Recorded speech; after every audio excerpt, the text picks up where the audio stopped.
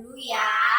Tuhan Yesus, terima kasih atas hari ini dan berkati ibadah hari ini dari awal hingga akhir. Dalam nama Tuhan Yesus, haleluya, amin. Selamat beribadah teman-teman. God bless you. Shalom adik-adik Rocky. Kembali lagi di ibadah Rocky minggu ini bersama dengan Kak April dan Kak Erika. Nah, hari ini kita mau memuji Tuhan, tapi kayaknya ada yang baru bangun ini. Gimana ini? Semangat kita mau memuji Tuhan. Ayo kita gerakkan badan kita. Kita harus semangat memuji Tuhan. Tapi sebelumnya kita berdoa dulu ya sama-sama. Mari kita berdoa. Bapa dalam kerajaan sorga, terima kasih buat kesempatanmu pada hari ini. Kau masih izinkan kami untuk ibadah Rocky hari ini Tuhan. Tuhan berkati kami dari awal hingga akhirnya ibadah Rocky ini. Tuhan yang pimpin, Tuhan yang sertai kami, Tuhan yang berikan kami hikmat, kekuatan untuk menjalani ibadah Rocky ini. Kami serahkan semuanya ke dalam tangan-Mu. Hanya di dalam nama Tuhan Yesus Kristus semuanya katakan amin. Oke, sekarang kita siap memujikan. Ayo kakak, lagunya.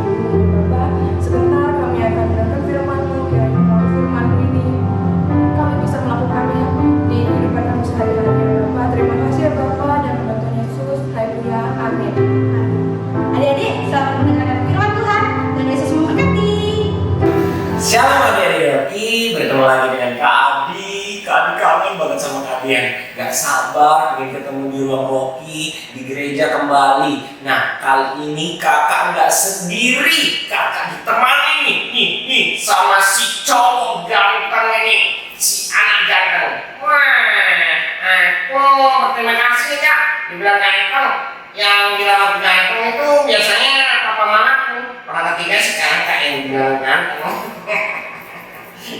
Hei Randy, aku pertama lagi, jangan dipanggil Randy. Oh, semangat banget nih Randy nih. Semangat banget Randy mau dengerin firman Tuhan nih.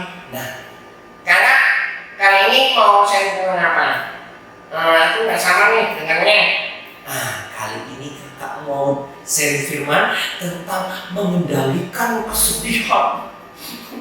Kesedihanku. Banyak kesedihan yang kita rasakan ya.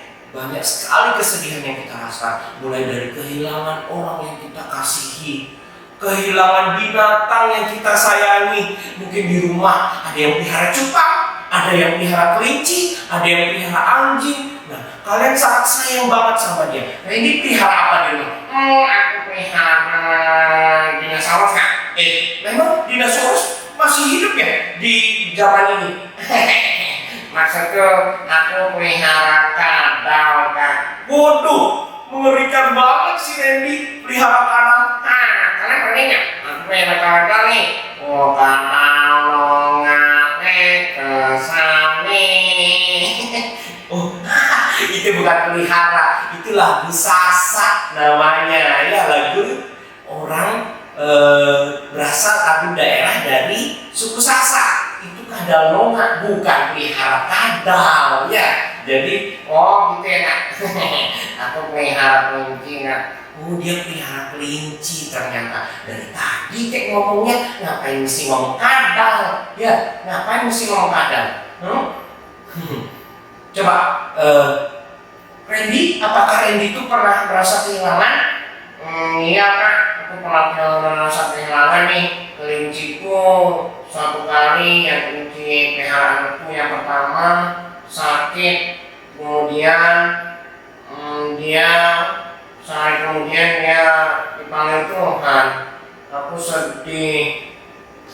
Oh, aduh kasihan ya, si Randy pernah mengalami sesuatu yang hilang dari hidupnya, yaitu kehilangan kelinci kesayangannya. Iya Kak. Oh iya gitu ya Randy ya.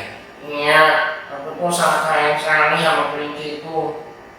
Kalian teman-teman di rumah pernah ngerasain nggak kehilangan?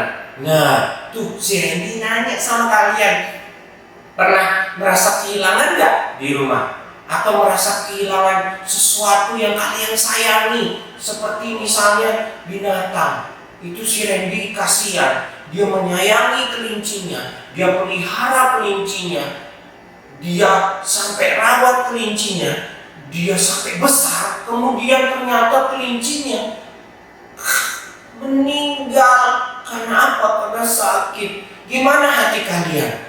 Sedih, sedih pasti. Sama seperti kakak ketika kakak pelihara ikan kesayangan kakak yang kakak kasih makan tiap hari 3 kali sehari. Kakak bersihkan akuariumnya, kakak bawa dia kemana-mana akuariumnya, kakak ajak berbicara.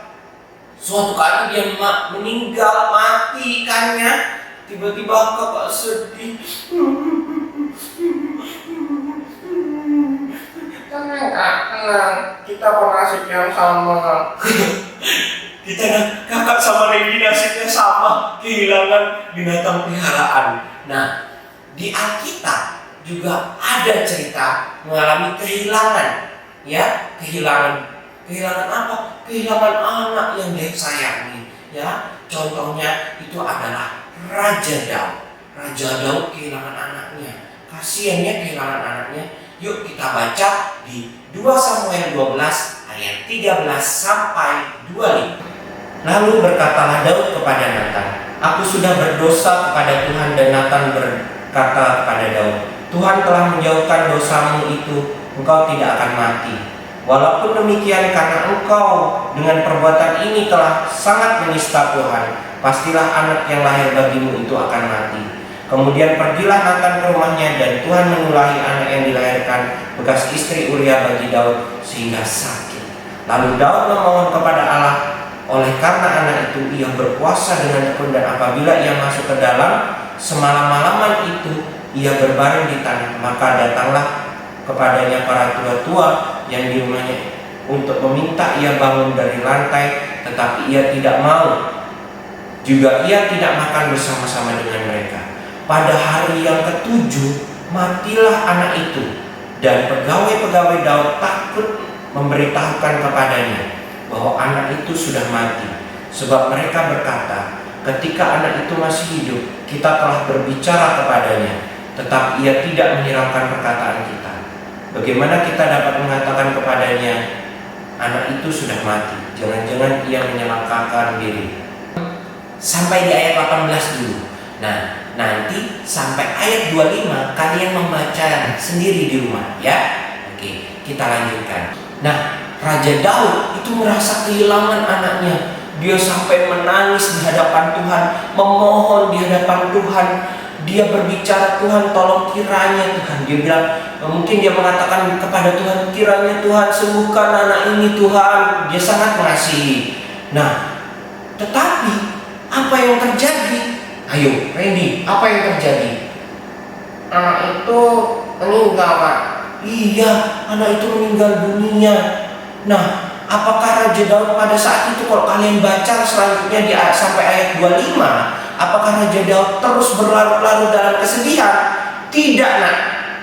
Raja Daud pintar mengendalikan kesedihannya, karena dia tahu kemana anak itu pergi. Dia kembali kepada Bapa yang di surga.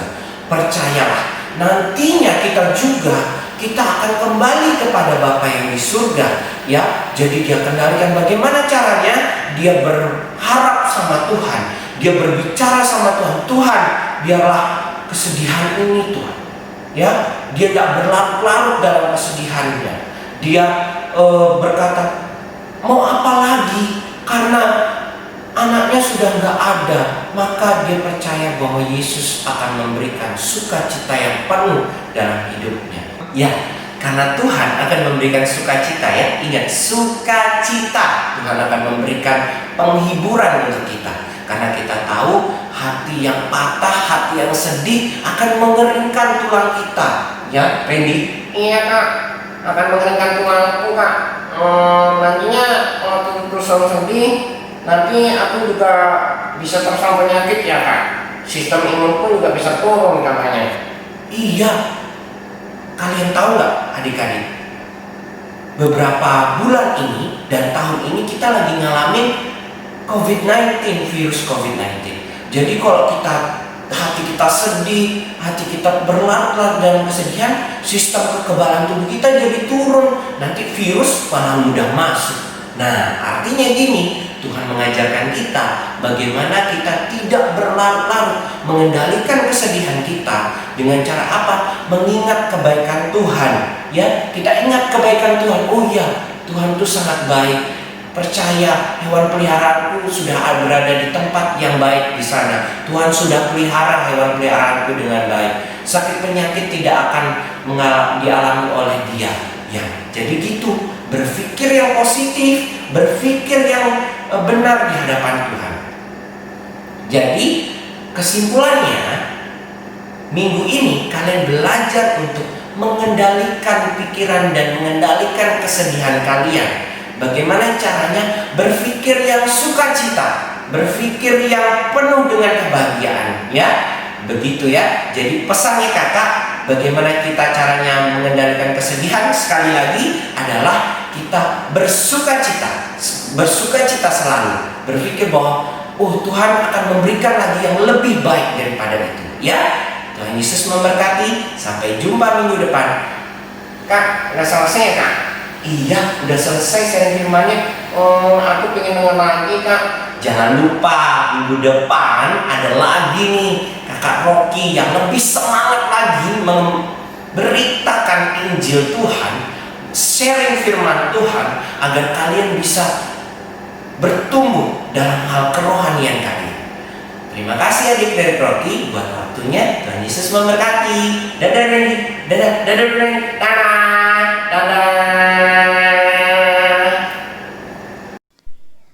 Ayat hafalan kita minggu ini diambil dari Matius 5 ayat 4 yang berbunyi demikian. Berbahagialah orang yang berduka cita karena mereka akan dihibur.